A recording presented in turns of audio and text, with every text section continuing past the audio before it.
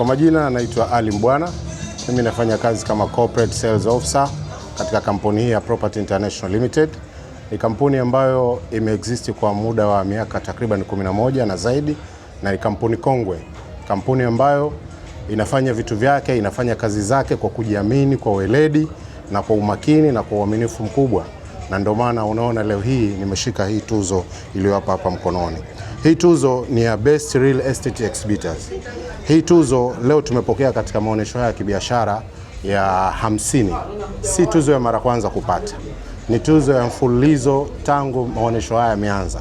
Kama utaona pale katika kabati letu la tuzo, kuna tuzo ya tangu mwaka 2021, 2022, 2023, 2024, 2025 na 2026 hatimaye tumechukua tuzo hii. Hii inamaanisha nini? Kampuni hii ni kongwe, ni kampuni ambayo inafanya vitu vyake kwa weledi, kwa kujiamini na kwa mapana zaidi. Na ndio kampuni ambayo ni mfano wa kuigwa katika makampuni yote ya real estate hapa Tanzania. Jambo hili limethibitishwa mpaka na Wizara ya Ardhi, Nyumba na Maendeleo ya Makazi. Nini hasa ambacho umekuja nacho kipindi cha Sabasaba kwa wateja wenu?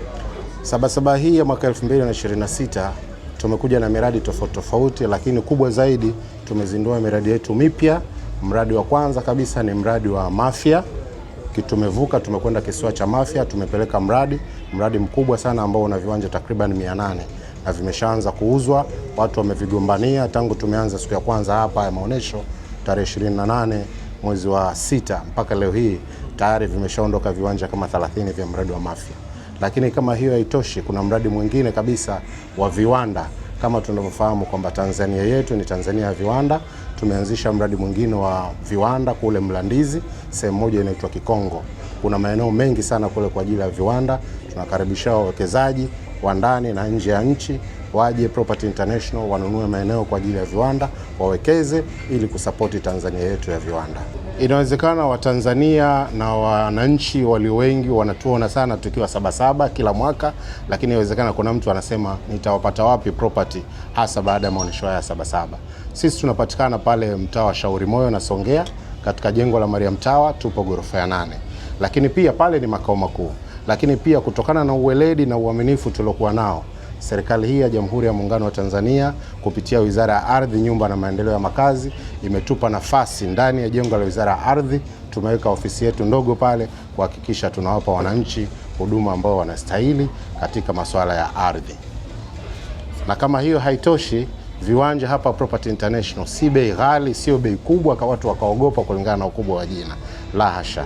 Tunauza viwanja vya kila ukubwa wa kila aina, bei ziko tofauti. Kila Mtanzania mwenye nia ya kuwekeza katika ardhi atapata kiwanja kulingana na uwezo wake, kwa kuwa tumeweka mifumo rahisi na miepesi ambayo kila Mtanzania mwenye nia kulingana na kipato chake anaweza kumudu kununua kiwanja kupitia Property International. Ni kwamba tumeweka utaratibu wa aina mbili katika kulipia.